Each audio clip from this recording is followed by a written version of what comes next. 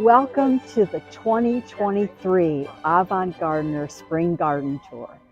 Come with us as we enjoy the beauty created by our Sun City gardeners.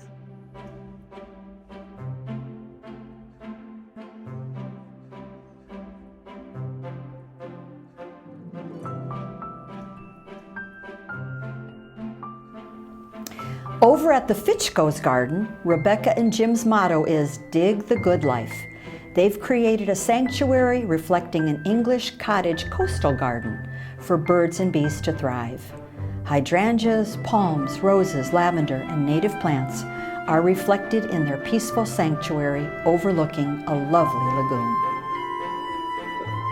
Hello, I am Rebecca, and this is my husband Jim. And I've been gardening all my life along with my father.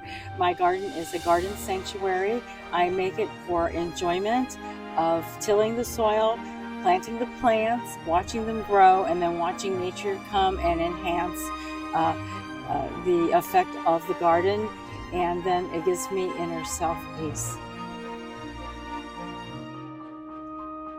I'm here, I just help her as far as planting and doing the weeding and what have you, but she's the main gardener.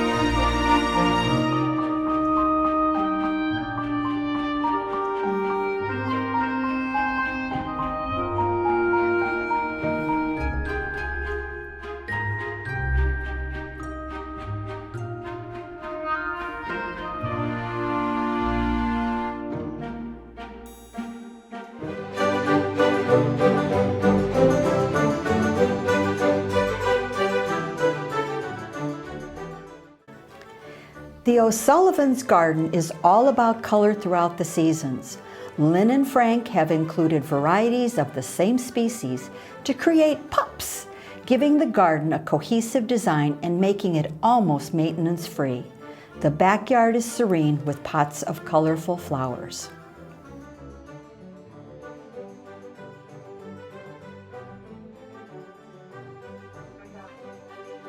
Well, my garden, I just love working in my garden. And as we had said, we were trying to make it maintenance-free, but nothing is ever maintenance-free. My husband is the maintenance man. Frank does all of the weeding of this garden to make it maintenance-free, and he does all the edging, and most of the time does all the mulching. I just plant the flowers and enjoy them. This is our favorite spot because we just love to sit and watch the hummingbirds and the bees and the butterflies pollinate all of this stuff, which really makes it real nature. And we just enjoy our garden. I would just like to say that this is a labor of love on behalf of my wife. She loves this, and I'm here just to help her. She knows all about flowers. I know all about the shrubs and the grass and keeping the place weed-free. I want to just keep one more thing in mind for the new gardeners. This doesn't happen overnight. This has been a 12-year project just to make everything come back every year, and then you just add those 2 or 3 things to give it a color of pop, but everything comes up every year and just trim it up and make it grow.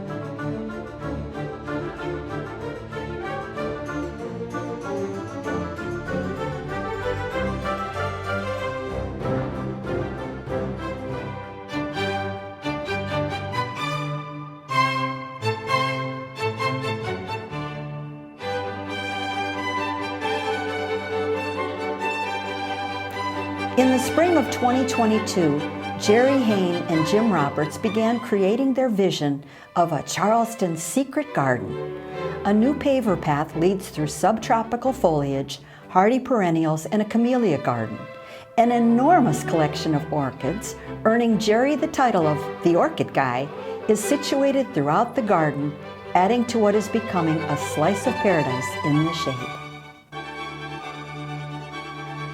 Hello and welcome to our garden. This is a new garden for us. We've only lived in this house for a little over 2 years. It's been a labor of love. It started off as a mud puddle, whatever, but it's been a labor of love. It's our shade garden, secret garden, and it's a little oasis, a slice of paradise here in Lake Somerset. And my part of the garden is incorporating the orchids that I have been growing for 50 years, I think.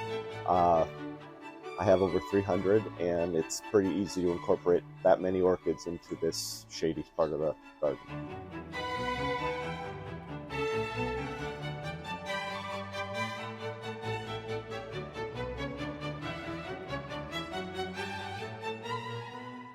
Pulling weeds, deadheading.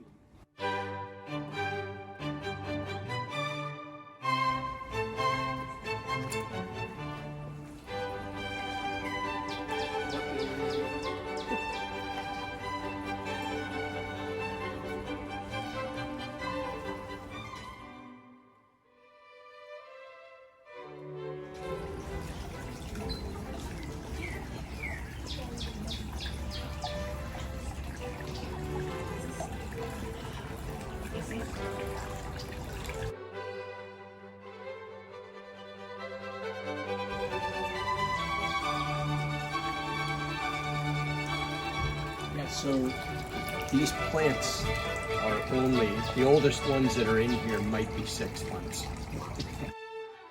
The oldest? I mean, not the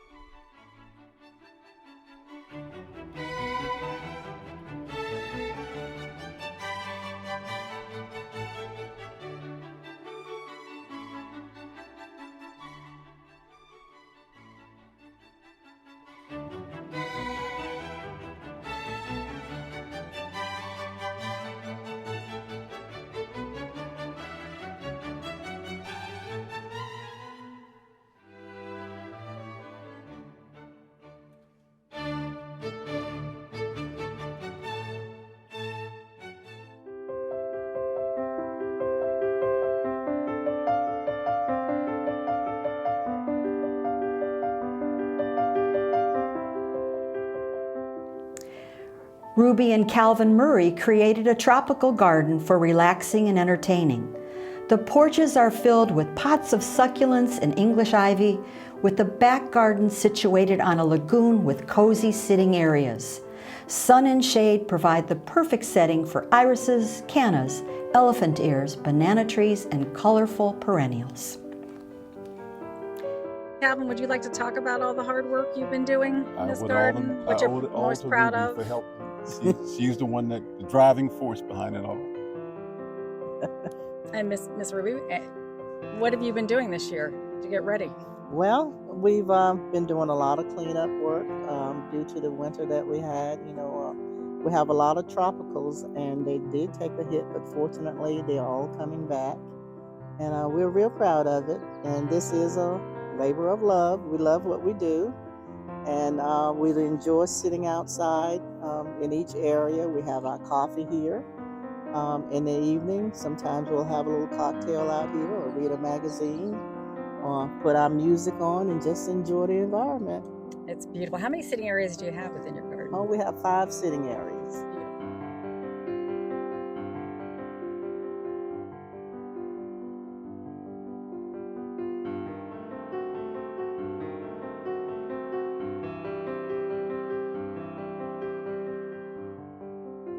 Beautiful. It's just beautiful, and it looks lovely in the spring. I know we saw it last summer, but it is just as gorgeous this spring.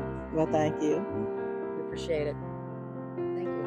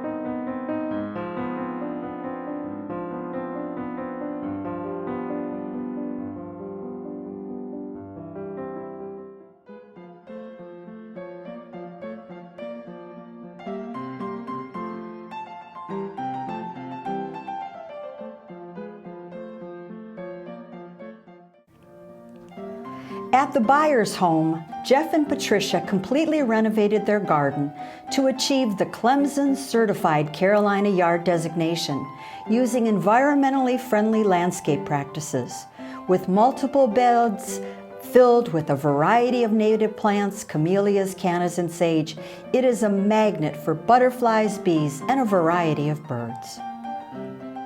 Jeff and Patricia, the Avant Gardeners would like to present to you a plaque for the Garden of Distinction for the 2023 Garden Tour. We appreciate all you've done to get your garden ready for all the homeowners at Sun City to come and see and view your Carolina Certified Garden. Well, thank you very much. It's been a chore and also a lot of fun. I can't believe how much the yard has changed over the years. The Certified Carolina Yard actually was a program from Clemson Extension. It's got roughly 55 questions on it, and we answered them as truthfully as we could. And we were actually able to get quite a few of them. When we did this, it was right when the certification program had started. Learned about it from Making It Grow, and sent it in, And next thing I know, she wanted us to take a picture of it on the side over here. And it was published in Carolina Yards. So if anyone's interested, go to Carolina Yards and you can figure it out too. Wonderful. Wonderful. Patricia, how are you liking your garden this Oh, I spring? love it. I give him teaching, and then he goes and does it. Oh, wonderful. Wonderful. It's a team effort. Well, you know, as like when before he retired, I did a lot of the yard work, and since you know I needed him out of the house, so. So here you are in your great, wonderful backyard. But he's doing well. He's made a very beautiful yard for us. I'll keep him.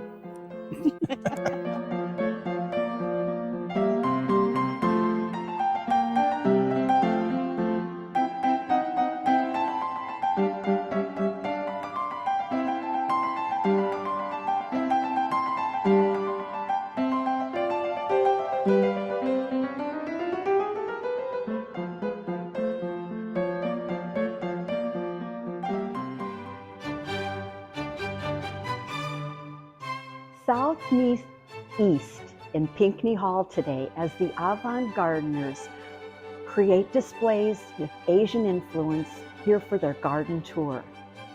Now, like all clubs, they have special interest groups. We call them SIGs. And today we feature the Bonsai SIG, adding to the theme with their Asian flair.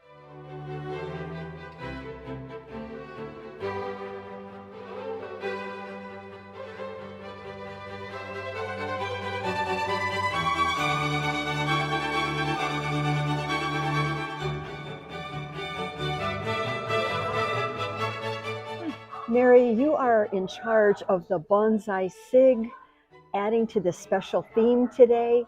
It's beautiful. It's huge display. So give every one of our viewers who aren't perhaps as comfortable with the idea of bonsai as you and your members are, what is the true characteristic of bonsai? Bonsai is the art of taking a tree or shrub, anything that grows a woody stem, and shrinking it so that it will fit in a small pot and keeping it that way and that size for the life of the tree. So every tree that you see in this display could easily be planted in the ground and grow to 25, 30, 40, 60, 70 feet tall. But by pruning the roots carefully and shaping the tree, we managed to keep it small. That's the horticultural end of bonsai. It's also an art form. And in bonsai, the Japanese aesthetic is very much for negative and positive space. So even as you glance at this forest, you can see a bird space. We always say you have to leave room for a bird to fly through. So it's never a solid mass of planting. It always has positive space and negative space, the negative space being holes. The Japanese tried to teach the American soldiers the aesthetics of bonsai, and we had difficulty grasping what they were saying. So some very wise Japanese American came up with bonsai forms. These are not written in stone. They are just to try to teach us the aesthetic that our minds were not involved with growing up. So we have forms that are forest. We have informal uprights. We have windswept. Let me see where there's a windswept. Well, this is a semi-cascade where it goes over the pot and is level with the pots. Further down, we have some full cascades that actually drop down over the lip and below. So there's about 15 forms that I teach. I notice on your sign here, it's the destiny, not the destination, it's the journey. And I was going to ask you, what's the secret to being a good bonsai creator? Being relaxed. Being relaxed. Bonsai, for most of my members, spending time with our trees, looking at them, studying them, deciding where we're going to put negative and positive space is a form of meditation. It's relaxing. It's where we leave the rest of the world behind and we get to express our artistic side. So the destination is when a bonsai is finished. And one could say Chris's bonsais at the end of the table, the big ones, are finished. But bonsais are never finished because they're living plants and they're subjected to the weather and diseases and insect infestations, or for no reason a branch will drop. So you are then reinterpreting the art form. You are then reshaping that tree. So it's a forever hobby that's just very laid back and slow and mental. I think we all need a little of that. Thank you for sharing. This is beautiful. We're going to make sure we get lots of pictures of these for everyone to see. Thank you.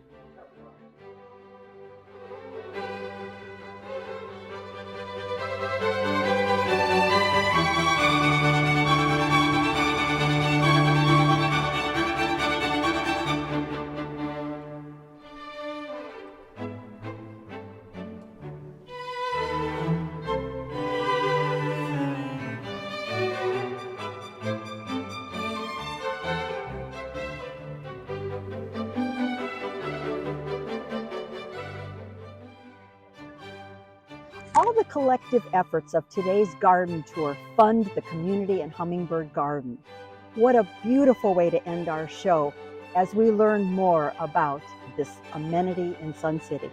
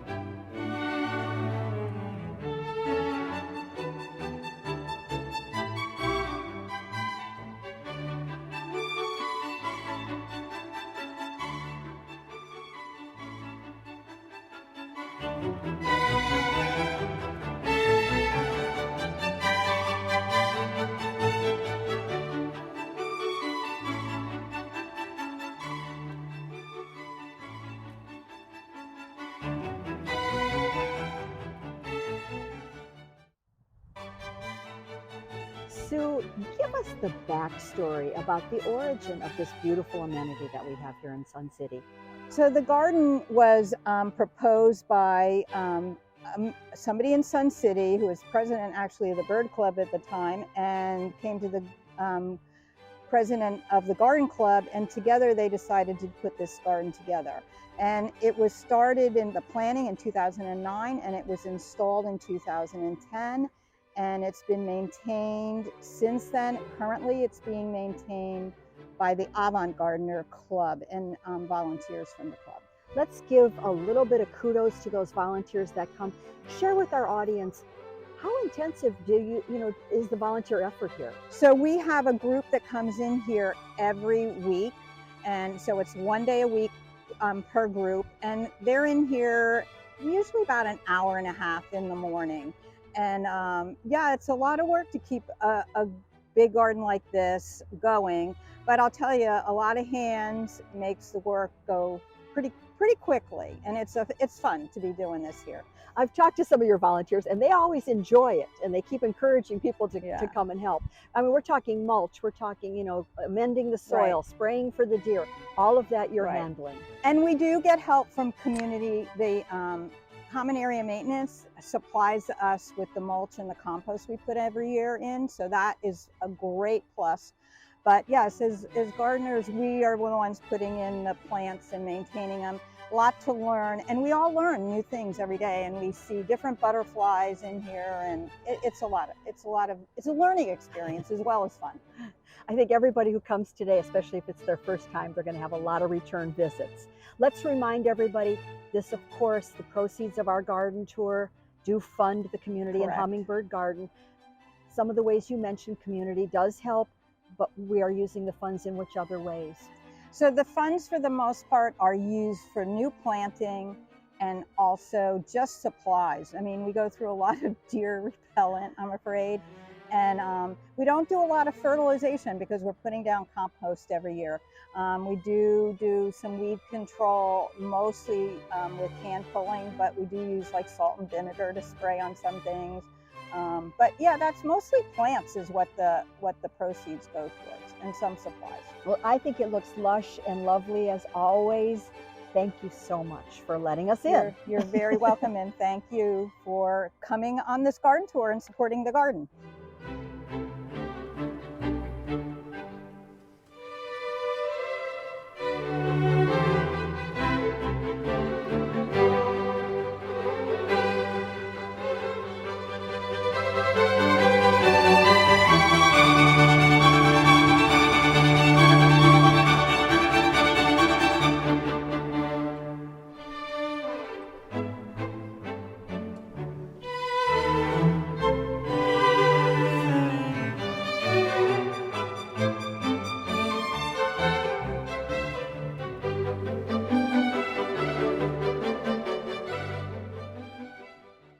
Thank you for watching, and special thanks and congratulations to our Avant gardeners.